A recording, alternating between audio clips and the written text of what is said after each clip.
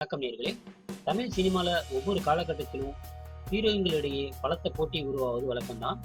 ஹீரோக்கள் 30-40 வருடங்கள் வரை தொடர்ந்து நடித்துக் கொண்டிருந்தாலும், ஹீரோயின்களை பொறுத்த வரைக்கும் அதிகபட்சம் 3 அல்லது 4 ஆண்டுகள் மட்டுமே முன்னணியில இருப்பாங்க.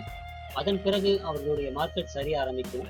அவர்களில் ஒரு சிலர் மட்டுமே அதையெல்லாம் கடந்து தாக்கு பிடிப்பாங்க அப்படின்றதுதான் காலங்காலமா நடந்து வந்துட்டு இருக்க செய்தியா இருக்கு. அப்படி பார்த்தா இப்போதுள்ள முன்னணி சீனியர் நடிகைகளில் நயன்தாராவும் த்ரிஷாவும் சுமார் 10 ஆண்டு காலமாக நடிச்சு வந்துட்டு இருக்காங்க.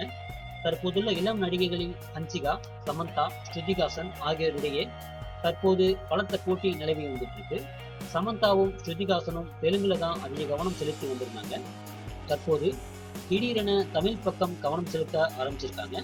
சமந்தா அஞ்சான் படத்தை தொடர்ந்து கத்தி, பத்தி என்றதுக்குள்ளே போன்ற படங்கள்ல நடிச்சு வந்துட்டு இருக்காங்க.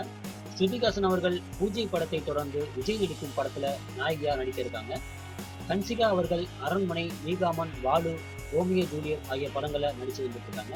இதையடுத்து ஆம்பள, இதயம் முரளி ஆகிய படங்களையும் நடிக்க இருக்காங்களாம். படங்களின் எண்ணிக்கையை பொறுத்த வரைக்கும் தமிழ்ல தற்போது ஹன்சிகா தான் முன்னணியில இருக்காங்களாம். தமன்னா, காஜல் அகர்வால் இருவருக்கும் தமிழ்ல புதியதாக எந்த படங்களும் இல்லையாம். அனுஷ்கா அவர்கள் லிங்கா படத்திலோ அஜித் படத்திலோ நடிச்சு வந்துட்டு இருக்காங்க.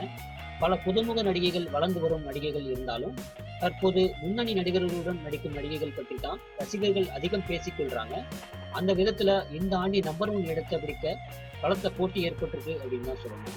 தெரிந்தவர்களை மீண்டும் ஒரு சினிமா செய்தியோடு உங்களை சந்திக்கிறேன். நன்றி, வணக்கம்.